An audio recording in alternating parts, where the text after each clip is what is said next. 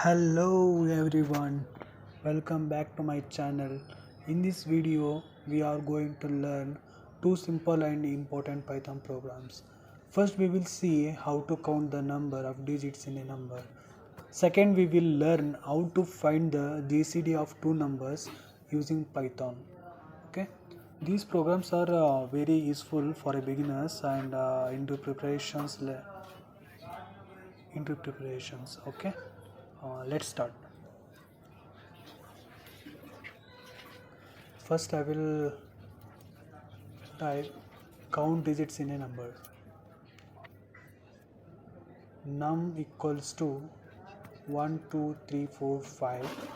Print of length of str of num. Close the brackets. And in this line, here we are storing the numbers 1, 2, 3, 4, 5 inside a variable called num. Okay. Now first we convert the number into a string using str of number. Okay. After that we use the length function to count how many characters are there in the string. Okay. Finally print is used to the display the results. Okay, you already know that what is print, and here I will explain in a simple logics. Because numbers do not have a length, we convert the number into a string. Once it becomes a string, we can easily count the digits using length. Okay,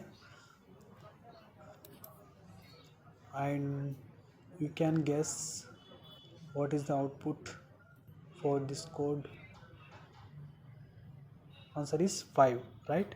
See, you can see I got the output is 5. And next I will go to find GCD of two numbers. First I will type here import math. After I will explain why I am using this import here. And next print of math dot GCD of I take 12 comma 18, close the bracket.